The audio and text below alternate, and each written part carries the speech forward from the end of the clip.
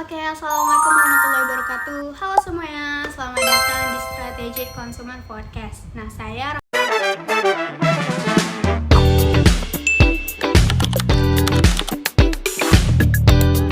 dan tentunya saya ditemani oleh rekan saya yaitu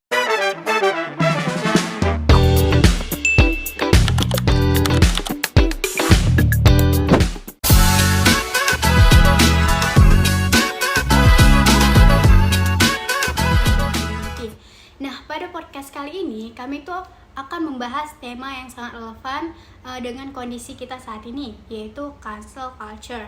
Yang dimana itu bisakah brand global itu dimaafkan setelah melakukan kesalahan, terutama sepanjang tahun 2024 hingga tahun 2026. Kita melihat fenomena boykot terhadap berbagai brand global semakin sering terjadi.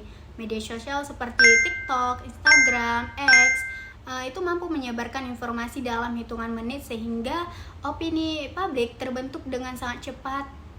Tidak sedikit konsumen yang pada akhirnya memilih berhenti membeli suatu produk karena alasan etika, isu, kemanusiaan, lingkungan, ataupun transparansi perusahaan. Nah, pernyataannya adalah apakah ketika sebuah brand melakukan kesalahan, maka konsumen akan selamanya meninggalkannya, atau justru masih ada kesempatan bagi perusahaan tersebut untuk memperbaiki kepercayaan konsumennya. Nah, pertanyaan inilah yang akan kita bahas dari sudut pandang perilaku konsumen. Menariknya lagi nih, pembahasan hari ini tidak hanya berdasarkan teori.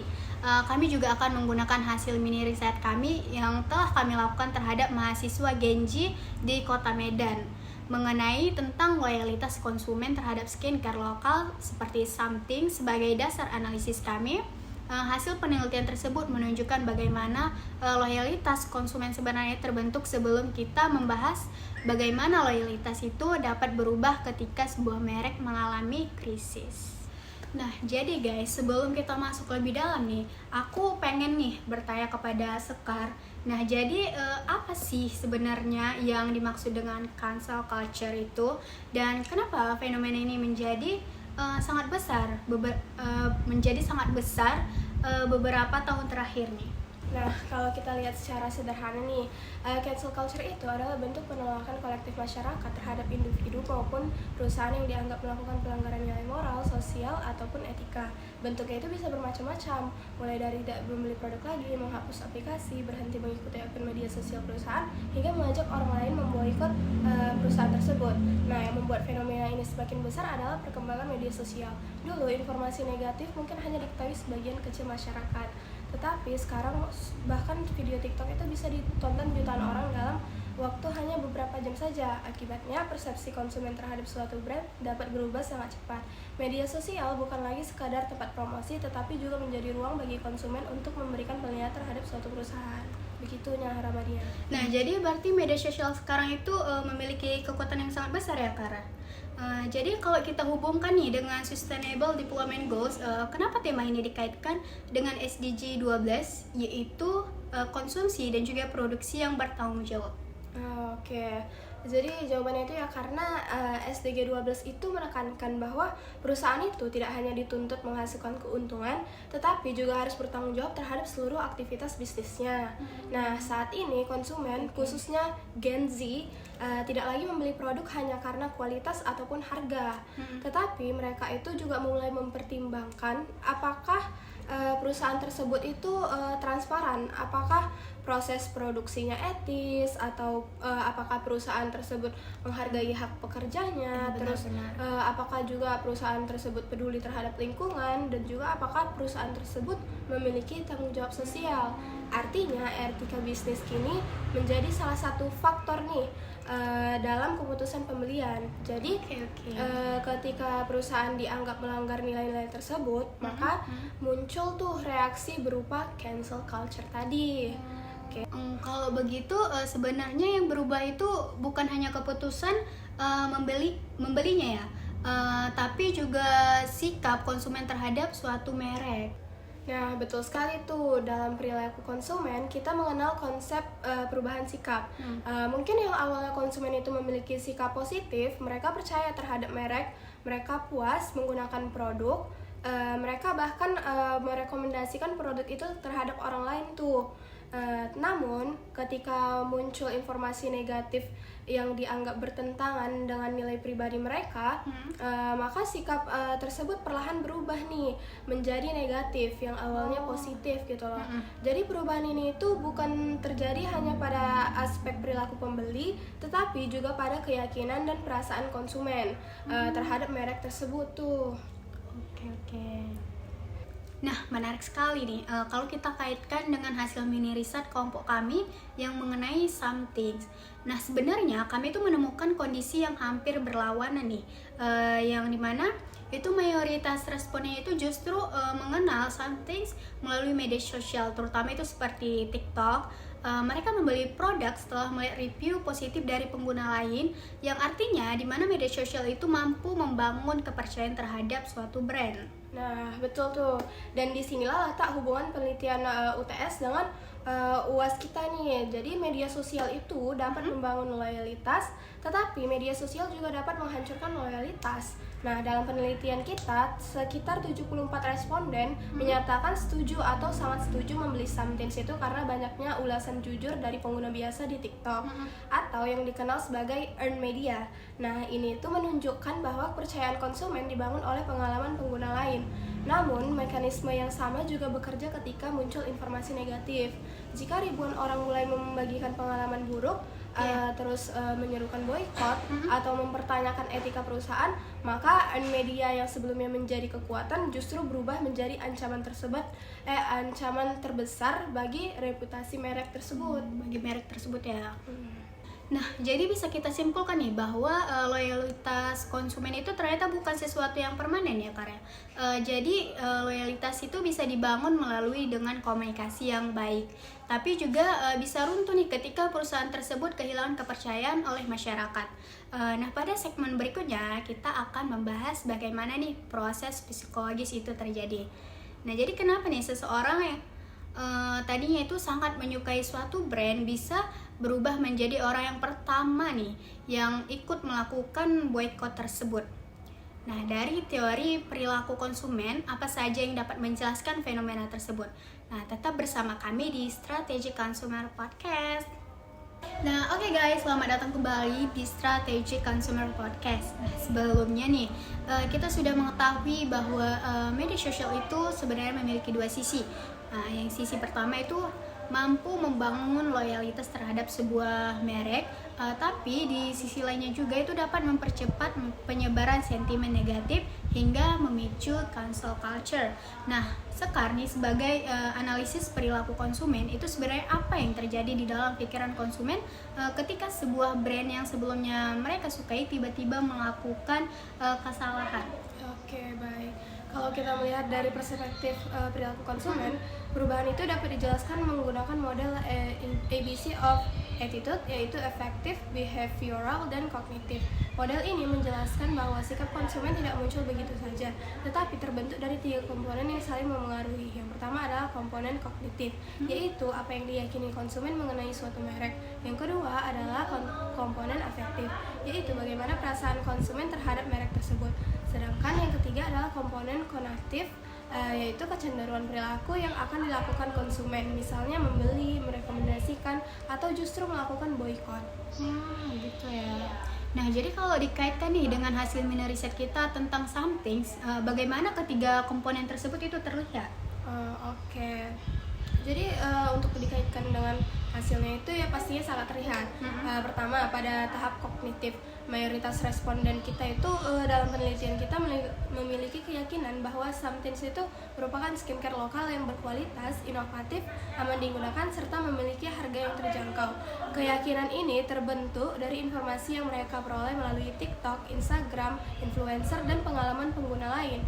Kemudian masuk ke tahap afektif, responden itu mulai menyukai merek tersebut karena merasa puas nih setelah menggunakan merek tersebut. Bahkan beberapa responden menggambarkan somethings itu sebagai sosok yang modern, elegan, ramah, dan sesuai dengan karakter Gen Z sekarang. Artinya sudah muncul hubungan emosional antara konsumen dengan merek. Jadi tahap terakhirnya itu adalah konatif. Nah, hubungan emosional tersebut itu mendorong perilaku nyata. seperti melakukan pembelian ulang, merekomendasikannya kepada teman, bahkan merasa bangga nih menggunakan produk lokal. Jadi dari hasil survei juga menunjukkan sebagian besar responden memiliki kecenderungan untuk tetap menggunakan Somethings karena pengalaman positif yang mereka rasakan. Oke. Nah, kalau begitu ketika muncul isu negatif terhadap sebuah perusahaan, ketiga komponen itu juga ikut berubah ya? Apa gimana? Jadi ketika muncul respon negatif nih terhadap perusahaan tersebut, mungkin betul ya, karena misalnya kita mengambil contoh dari beberapa brand global yang sempat mengalami boykot di Indonesia. Awalnya itu konsumen memiliki keyakinan tuh bahwa brand tersebut tuh berkualitas. Namun setelah muncul isu negatif tersebut yang dianggap bertentangan dengan nilai moral mereka, maka keyakinan itu mulai berubah nih. Perasaan yang sebelumnya positif berubah menjadi kecewa, marah, bahkan merasa dihianati gitu loh. Jadi akibatnya perilaku mereka juga berubah. Mereka yang tadinya membeli jadi berhenti membeli produk, menghapus aplikasi, bahkan mengajak orang lain untuk memboikot nih. Bahkan mereka juga menyebarkan informasi negatif di media sosial. Artinya perubahan perilaku konsumen itu sebenarnya diawali oleh perubahan keyakinan dan emosi. Nah, jadi selanjutnya ini apa nih hubungan teori ini dengan cancel culture? Oke, jadi hubungan teori atribusi itu menjelaskan bagaimana seseorang mencari penyebab suatu peristiwa ketika sebuah perusahaan melakukan kesalahan. Konsumen akan bertanya nih, apakah ini memang identitas asli perusahaan tersebut, atau apakah ini hanya kesalahan teknis yang tidak disengaja. Kalau konsumen percaya bahwa kesalahan tersebut memang berasal dari budaya perusahaan mereka, maka mereka pasti akan memberikan atribusi internal. Artinya, perusahaan dianggap benar-benar bersalah. Tetapi jika konsumen menganggap kesalahan itu disebabkan oleh faktor eksternal yang berada di luar kendali perusahaan, maka kemungkinan untuk memaafkan perusahaan tersebut itu akan lebih besar gitu loh. Berarti persepsi mengenai penyebab masalah itu sangat menentukan sekali ya, Kak ya? Ya benar, sebagai contoh nih, apabila sebuah perusahaan terbukti melakukan eksploitasi pekerjaan atau sengaja menyembunyikan informasi penting kepada konsumen, maka masyarakat itu cenderung memberikan atribusi internal. Namun apabila terjadi kesalahan produksi yang segera diakui, perusahaan transparan menjelaskan penyebabnya, menarik produk dari pasaran dan memberikan kompensasi kepada konsumen yang merupakan korban, maka masyarakat bisa saja nih memberikan atribusi eksternal sehingga peluang pemulihan citra menjadi lebih besar. Nah, disinilah pentingnya transparansi bagi perusahaan. Jadi bukan hanya meminta maaf, tetapi juga menjelaskan penyebab masalah tersebut itu secara terbuka. Gitu. Nah, selain teori atribusi nih, itu kan juga berkaitan dengan disonansi nih. Nah, jadi apa tuh maksudnya? Oke, jadi maksud dari disonansi kognitif itu adalah kondisi ketika seseorang mengalami konflik di dalam pikirannya karena dua keyakinan yang saling bertentangan.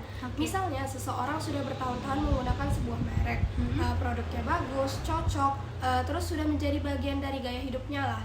Tetapi kemudian muncul berita bahwa perusahaan tersebut melakukan tindakan yang bertentangan dengan nilai moral mereka gitu. Jadi akhirnya muncul pernyataan dalam dirinya, kalau aku tetap membeli produk ini, apakah berarti aku mendukung tindakan perusahaan tersebut? Gitu. Ya benar. Jadi konflik batin inilah yang disebut disonansi kognitif. Oke. Nah, berarti itu bukan sekedar masalah produk gitu ya, tapi juga berkaitan nih dengan identitas diri konsumen tersebut. Iya benar, dan fenomena ini juga bisa kita hubungkan dengan hasil penelitian kita. Dalam mini riset kita, sebagian besar responden mengatakan bahwa mereka bangga itu menggunakan Somethings karena merupakan produk lokal yang berkualitas dan sesuai dengan karakter Gen Z sekarang nih. Bahkan lebih dari 70% responden menyatakan bangga mengunggah produk Somethings di media sosial. Media sosial mereka gitu ya. Artinya merek tersebut tuh bukan hanya memberikan manfaat fungsional, tetapi juga menjadi bagian dari identitas konsumen. Nah, bayangkan apabila suatu hari Somethings itu mengalami krisis etika yang serius, konsumen yang selama ini bangga menggunakannya kemungkinan akan mengalami konflik batin nih. Di satu sisi mereka merasa puas terhadap kualitas produknya, tetapi di sisi lain mereka tidak diinginkan dikaitkan dengan perusahaan yang dianggap melanggar nilai moral tersebut gitu. Jadi kondisi inilah yang membuat sebagian konsumen akhirnya memutuskan berhenti membeli produk tersebut meskipun sebenarnya mereka masih mau membeli karena mereka itu menyukai kualitasnya. Iya, kualitasnya gitu ya. Nah, jadi bisa kita simpulkan nih bahwa cancel culture itu bukanlah reaksi spontan yang semata gitu. Di balik keputusan boykot ternyata ada juga tuh yang namanya proses psikologis yang cukup panjang ya karya. Mulai dari perubahan keyakinan, perubahan emosi, dan juga munculnya nih konflik batin hingga akhirnya mempengaruhi perilaku konsumen. Ya, tepat sekali. Dan sebagai reputation management consultant nih, kita tuh nggak boleh hanya melihat boykot sebagai penurunan penjualan. Yang harus dipahami itu bahwa yang rusak sebenarnya adalah struktural dari sikap konsumen. Kalau perusahaan hanya meminta maaf tanpa memperbaiki penyebab masalahnya, maka komponen kognitif konsumen tidak akan berubah. Nah, akibatnya perasaan negatif terhadap tetap bertahan dan perilaku boykot akan terus berlangsung nih pada perusahaan. Karena itu pemulihan reputasi harus dimulai dengan memperbaiki keyakinan konsumen melalui tindakan nyata, bukan sekadar komunikasi pemasaran. Gitu sih. Menarik sekali sih pembahasannya ya. Nah, menarik sekali ya pembahasan kita tadi ya Karya. Nah, untuk segmen kita berikutnya nih, kita akan berperan sebagai reputation management consultant, yaitu kita akan membedah nih strategi pemulihan citra sebuah brand, yaitu membahas mengapa permintaan maaf saja itu seringkali tidak cukup. Nah, juga serta kita akan menghubungkannya nih dengan action based redemption dan juga ELM, yaitu elaboration likelihood model, dan juga contoh nyata keberhasilan maupun juga kegagalan pemulihan reputasi perusahaan tersebut. Oke guys, selamat datang kembali di Strategic Consumer Podcast. Nah, pada segmen sebelumnya nih kita kan sudah membahas nih bagaimana sebuah brand itu bisa kehilangan kepercayaan konsumen akibat perubahan sikap, atribusi, hingga munculnya nih disonansi kognitif. Nah, sekarang kita akan masuk ke pertanyaan yang menjadi inti podcast kita pada hari ini nih, yaitu apakah sebuah brand itu masih bisa dimaafkan setelah melakukan kesalahan, atau nih justru sekali melakukan kesalahan kepercayaan konsumen itu akan hilang selamanya. Nah, menurut Sekar nih gimana pandangan Sekar? Oke, kalau melihat dari perspektif perilaku konsumen ya, jawabannya adalah bisa. Tetapi ada syarat yang sangat penting nih, konsumen saat ini, terutama Gen Z, tidak lagi mudah percaya hanya karena perusahaan mengunggah permintaan maaf di media sosial. Yang mereka cari adalah bukti perubahan, karena Gen Z ini kan tumbuh di era digital ya. Mereka terbiasa mencari informasi dari berbagai sumber, membandingkan pendapat, bahkan melakukan fact checking sebelum mempercayai suatu informasi. Karena itu tindakan nyata jauh lebih penting dibandingkan sekadar kata-kata nih. Artinya nih permintaan maaf bukanlah akhir dari krisis ya, tapi justru awal dari proses pemulihan nih. Ya. Betul sekali. Nah, dalam ilmu pemasaran, konsep ini itu dikenal sebagai action based atau redemption. Artinya, perusahaan harus menebus kesalahannya melalui tindakan nyata. Misalnya, apabila perusahaan terbukti memiliki rantai pasok yang tidak etis, maka perusahaan harus benar-benar memperbaiki sistem tersebut. Kalau perusahaan dituduh merusak lingkungan, maka perusahaan harus menunjukkan perubahan kebijakan, bekerja sama dengan lembaga independen, serta membuka laporan keberlanjutan secara transparan nih. Dengan kata lain, kepercayaan itu dibangun melalui tindakan, bukan dengan slogan. Oke. Nah, ini mengingatkan saya nih pada hasil mini riset kelompok kita.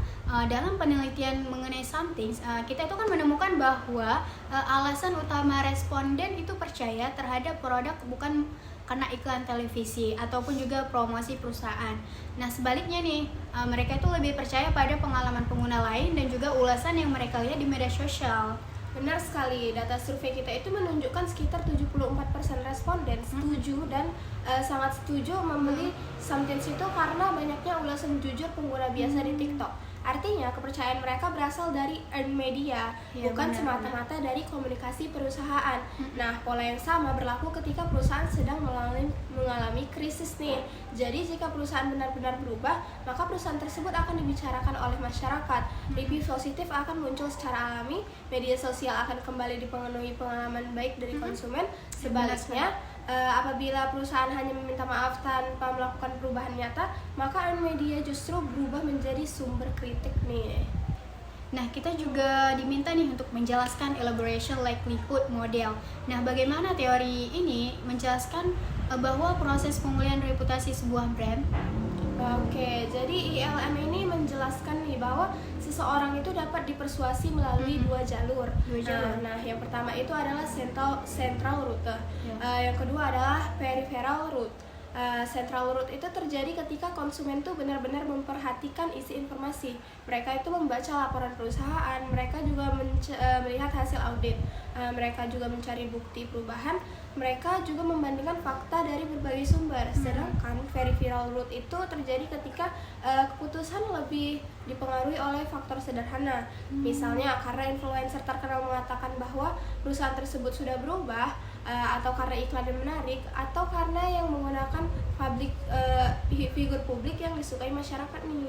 Jadi kalau menurut Suka nih, mana nih yang lebih efektif untuk menghadapi cancel culture itu? Kalau menurut saya ya, kalau untuk Gen Z itu sekarang saya melihat central route itu jauh lebih efektif karena Gen Z itu sudah terbiasa mencari informasi sendiri. Kenapa mereka itu tidak hanya langsung percaya hanya karena ada influencer. Mereka justru akan bertanya, apa buktinya? Apa benar perusahaan tersebut sudah berubah? Apa ada laporan independen? Apakah kebijakannya benar-benar diperbaiki? Jadi transparansi itu menjadi sangat penting. Kalau gitu tuh berarti influencer itu tetap penting ya Karya, tapi itu hanya sebagai pendukung gitu. Betul sekali. Jadi influencer itu sebaiknya menjadi pelengkap, bukan alat utama. Karena kalau perusahaan belum berubah tetapi langsung menggunakan influencer, masyarakat itu bisa menganggapnya itu sebagai pencitraan. Nah ini nih yang menarik, dalam rubrik penilaian juga disebut bahwa kita tuh harus mampu membedakan antara pemulihan citra yang tulus dengan greenwashing. Nah sebenarnya apa sih itu greenwashing tuh Kar? Oke, jadi greenwashing itu adalah kondisi ketika perusahaan itu berusaha terlihat peduli terhadap lingkungan atau isu sosial melalui kampanye pemasaran. Padahal perubahan nyata yang dilakukan itu sangat minim atau bahkan tidak ada gitu. Jadi misalnya perusahaan membuat iklan tentang kepedulian lingkungan, tetapi ternyata limbahnya masih mencemari sungai gitu. Atau perusahaan mengaku mendukung keberlanjutan tetapi tidak pernah membuka data mengenai proses produksinya. Jadi kondisi seperti inilah yang disebut greenwashing. Nah bagi Gen Z, tindakan seperti ini justru memperburuk reputasi perusahaan karena mereka itu pasti merasa telah dibohongi dan dikhianati. Jadi kalau kita menjadi konsultan reputasi nih, nah kita tuh harus menyarankan perusahaan untuk benar-benar berubah, bukan hanya sekedar mengubah strategi komunikasinya gitu. Ya betul sekali. Jadi sebagai reputation management consultant nih, tugas kita itu bukan membuat perusahaan terlihat baik, tetapi membantu perusahaan menjadi lebih baik. Karena citra positif tidak dapat dipertahankan apabila tidak didukung oleh perilaku perusahaan. Oke gitu. Kalau kita mengambil contoh sederhananya, misalnya itu sebuah brand global yang sedang mengalami boykot di Indonesia, sebagai konsultan, apa strategi pertama yang akan Sekar lakukan nih? Oke, jadi strategi pertama ya. Mungkin langkah pertamanya itu adalah melakukan audit reputasi ya. Jadi perusahaan itu harus mengetahui terlebih dahulu mengapa konsumen itu marah gitu loh. Apa penyebab isunya lingkungan gitu. Apakah karena rantai pasok, apakah karena transparansi, atau karena komunikasi perusahaan yang kurang baik. Nah, jadi langkah keduanya yaitu kita mengakui kesalahan secara terbuka apabila memang terbukti bersalah. Nah, terus langkah selanjutnya itu membuat perubahan yang benar-benar dapat diukur. Misalnya memperbaiki kebijakan perusahaan, mengganti pemasok, melakukan audit, audit independen. Kemudian seluruh proses tersebut harus dipublikasikan secara transparan. Dengan begitu, kepercayaan konsumen dapat mulai dibangun kembali. Oh gitu. Kalau dikaitkan nih dengan hasil mini riset kita, sebenarnya ada apa sebenarnya ada pelajaran yang bisa kita ambil seperti something itu berhasil memperoleh loyalitas bukan hanya karena kualitas produknya ya, tapi karena konsumen itu merasa perusahaan itu mampu membangun hubungan yang baik melalui media sosial, review pengguna, dan juga komunikasi yang transparan. Loyalitas itu muncul karena adanya kepercayaan yang dibangun secara bertahap. Ya benar sekali, dan itulah pelajaran pentingnya. Kepercayaan itu membutuhkan waktu bertahun-tahun untuk bisa dibangun, tetapi bisa hilang hanya dalam beberapa hari apabila perusahaan tersebut tuh mengabaikan yang namanya etika bisnis. Jadi sebaliknya, memulihkan kepercayaan juga membutuhkan waktu, konsistensi, dan bukti nyata nih. Menarik sekali sih. Berarti strategi pemulihan citra yang efektif itu bukan dimulai dari kampanye iklan ya, tapi dari perubahan perilaku perusahaan itu sendiri. Nah, pada segmen berikutnya kita itu akan membahas bagaimana nilai budaya globalization, serta hasil mini riset kita dapat menjelaskan apakah generasi Z ini di Medan bersedia memaafkan sebuah brand apabila perusahaan itu benar-benar memperbaiki kesalahannya. Kita juga akan memberikan ethical audit dan rekomendasi akhir sebagai konsultan reputasi. Hai guys, selamat datang kembali di Strategic Consumer Podcast. Nah, pada 3 segmen sebelumnya, kita itu kan sudah membahas nih bagaimana sebuah brand itu bisa kehilangan kepercayaan konsumen, bagaimana proses psikologis di balik cancel culture, serta strategi pemulihan citra yang efektif.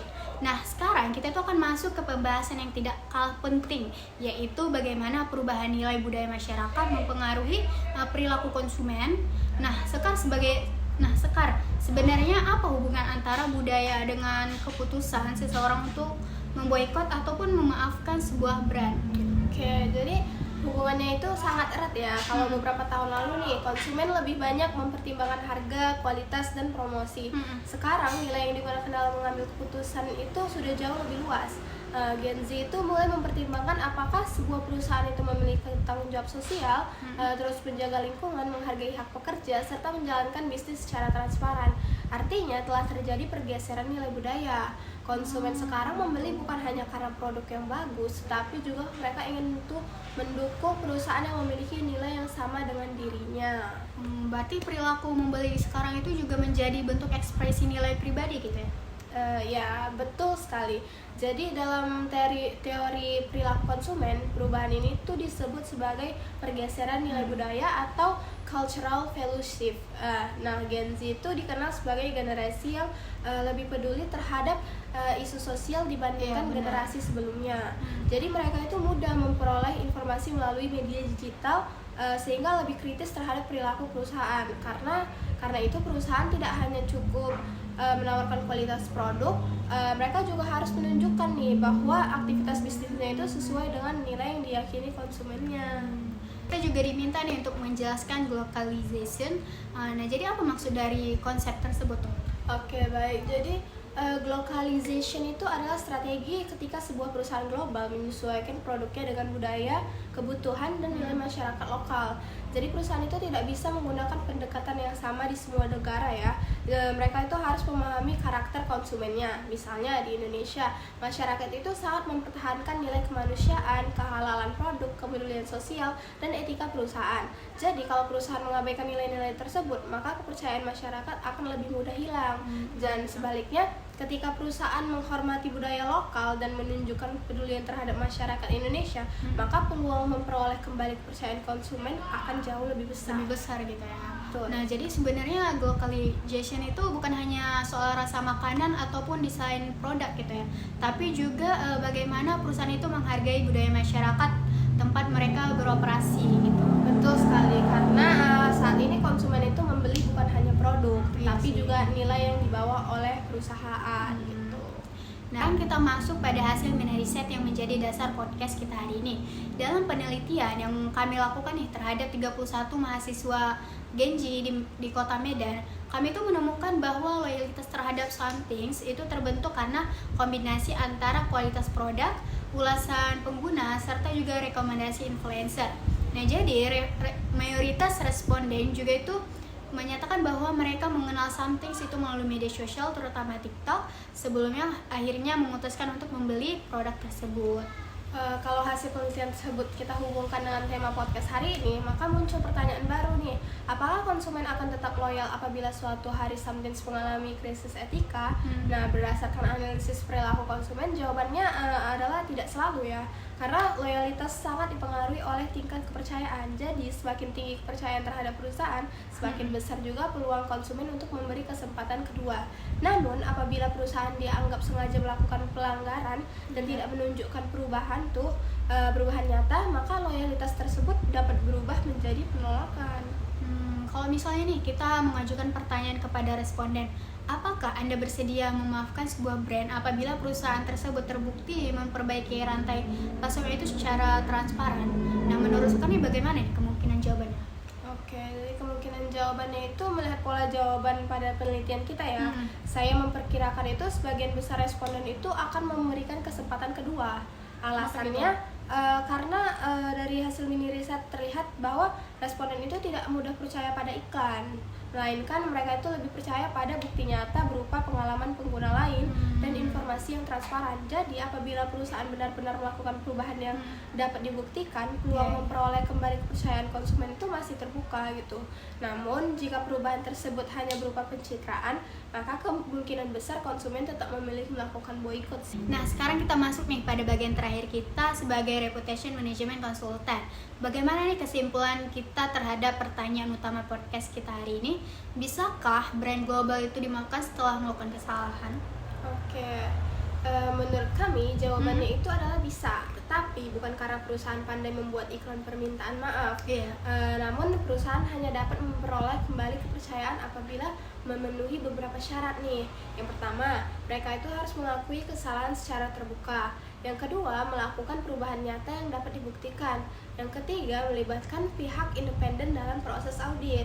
Nah, yang keempat itu membangun komunikasi yang transparan. Dan yang paling penting adalah konsisten menjaga perubahan tersebut dalam jangka panjang. Artinya pemulihan reputasi itu merupakan proses yang panjang ya. Jadi kayak kepercayaan itu tidak dapat dibeli dengan kampanye pemasaran. Kepercayaan itu harus dibangun melalui tindakan nyata. Ya, betul sekali. Karena pada akhirnya konsumen modern itu bukan hanya membeli produk, tetapi mereka itu juga memberi nilai. Apabila perusahaan menjalankan bisnis secara bertanggung jawab, maka loyalitas konsumen akan tumbuh secara alami.